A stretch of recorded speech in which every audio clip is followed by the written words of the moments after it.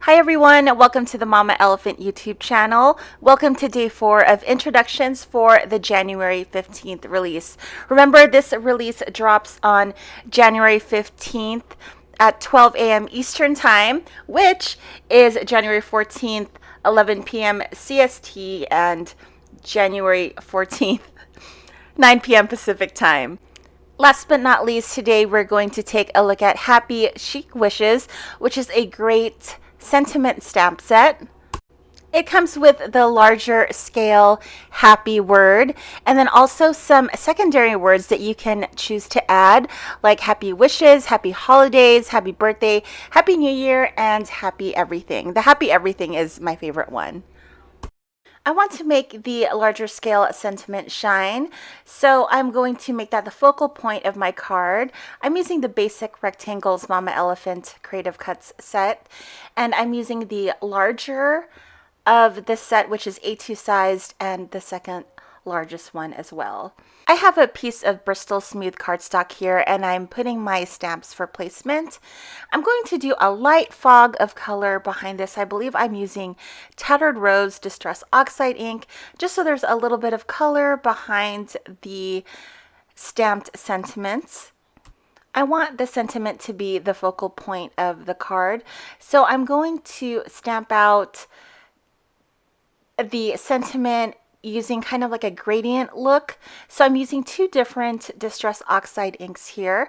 I'm first stamping out the bottom just really roughly using Worn Lipstick Distress Oxide ink. And then I'm going to take my Festive Berries color, and then I'm going to ink the top portion of my stamp.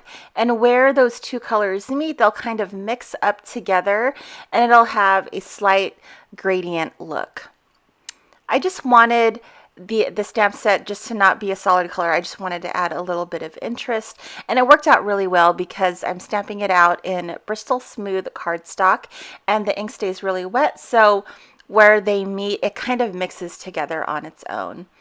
For my second card, I'm adding that slight shading behind there. I'm using a little bit of Dried Marigold Distress Oxide ink, and I'm using Wild Honey and Ripe Persimmon for the two Distress Oxide inks that will blend together. I just love these citrus colors. So we're going to go through the same process as before. I'm going to just roughly ink up the bottom portion of my stamp with one of the colors, and then I'm going to stamp that out several times. I want the ink to be really wet, and then when I stamp the top portion, it'll kind of mix together. Again, I'm using Bristol Smooth cardstock for this because the ink will kind of stay wet for a while on this cardstock. And I just love this Ripe Persimmon color. It's one of my favorite Distress Oxide inks. I'm going to keep stamping away until I get my desired look, and I really loved this sort of like ombre kind of look to it. I'm going back to my yellow color here, and I'm going to stamp it again on the bottom just to reinforce the yellow. Every time I try to blend yellows, it always gets lost because it's the lighter color. So I'm doing that a couple times, and you can see there that it shows up a lot better now. I just love this look. I wanted to bring in a couple of the zodiac animals. I'm using the Arteza Real Brush markers. The colors that I used are Apricot, Flamingo Pink, Elephant Gray, and Fair Skin. I have the tiger here first, and I believe I am using Apricot for the tiger. Apricot is one of my favorite colors of the Arteza markers, but I'm just doing this light. He's only going to show half his body, so I'm not sure why I focused on the whole entire image, but he's going to be popping out and taking a look behind the sentiment. Here's the Zodiac Rabbit. I love this little guy.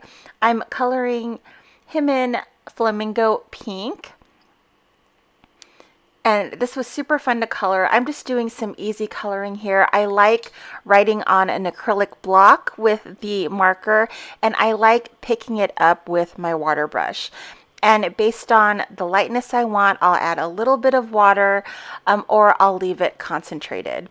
But I don't have my water brush pen filled with water. It's just a little bit too much, and I like to control the amount of water.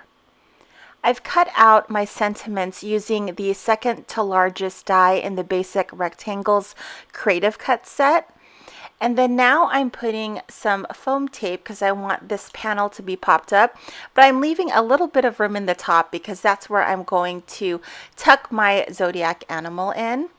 This is a really simple card. I'm just using some colored cardstock, and all of the cardstock that I use for these videos is from Paper Tray ink. I'm just doing it at the bottom because I want to have room for my zodiac animal to peek out. And then I'm just going to simply take the animals and tuck them in and make sure they're adhered.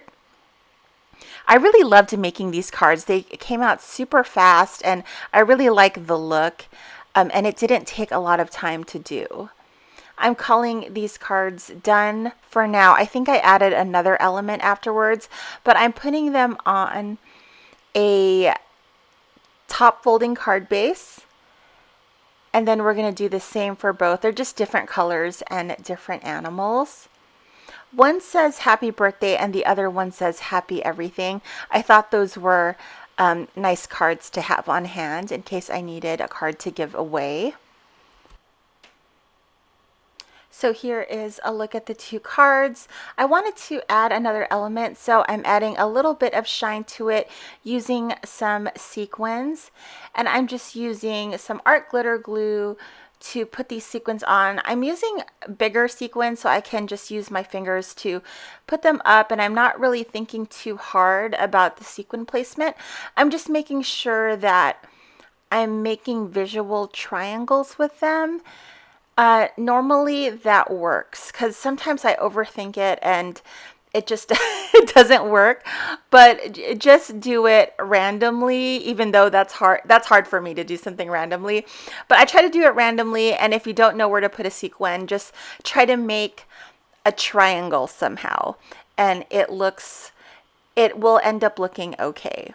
So I'm just putting sequins everywhere until I'm happy with the look, and I just love that little added touch and sparkle. And that's it. That's the last day of intros. I hope you guys enjoyed the video. If you did, make sure to give this video a like. And if you haven't already, make sure to subscribe to the Mama Elephant YouTube channel. And tap on that bell to get notified of future videos. Don't forget, on January 15th is the Design Team Stampede. You'll want to start on the Mama Elephant blog and hop on through the designers' blogs. They'll be featuring all of the stamps in this release. Once again, the release drops on January 15th. Thank you so much for joining me. I hope you have an awesome day. Take care, and I will see you guys next time. Bye, guys.